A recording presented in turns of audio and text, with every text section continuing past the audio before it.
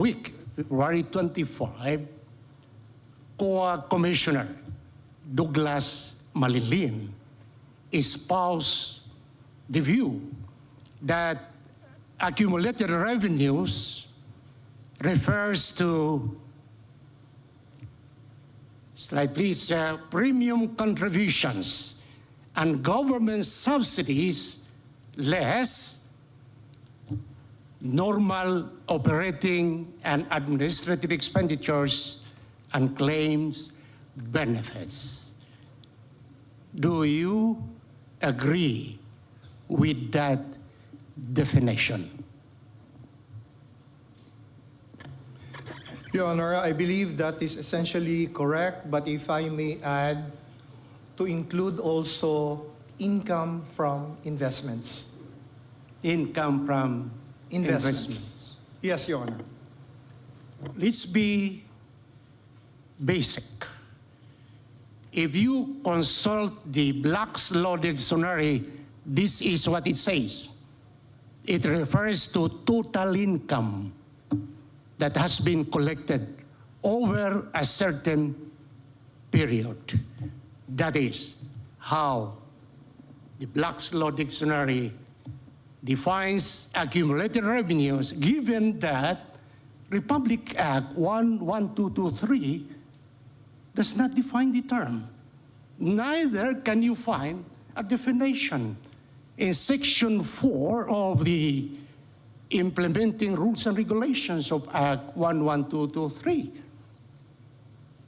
So with that revised definition, you agree with that definition. Now, having clarified the meaning of accumulated revenues, by the way, those who are listening as law students, revenue is to the government, income is to the taxpayer. That's a basic distinction of corporation.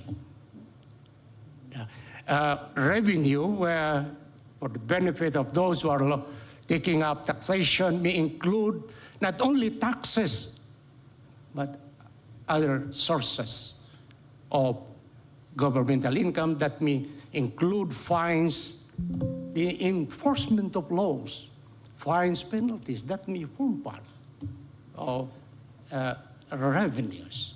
Now, having clarified the meaning of accumulated revenues, let's now examine what the law says.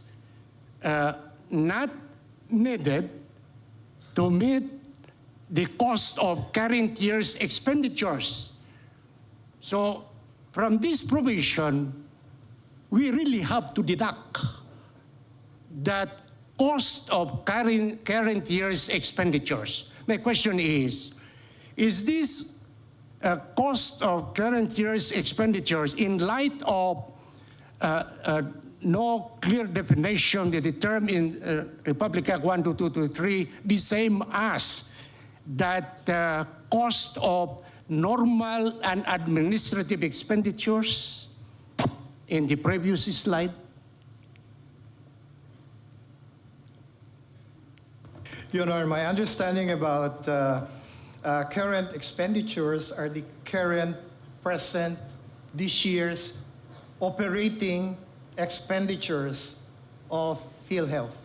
So that includes not only the administrative cost of running Philhealth, but also, and more importantly, the claims that it has to pay, the benefit packages that it has to promote.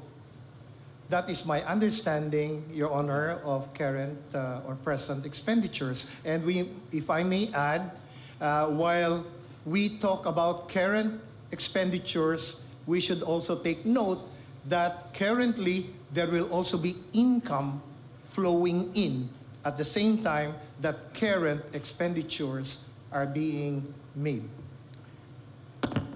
Is it accurate to say that the difference of accumulated revenues and the cost of current year's expenditures is the reserve fund?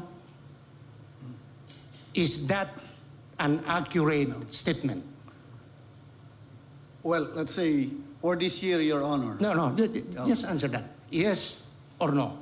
The reserve fund is taken from the accumulated revenues over So, the past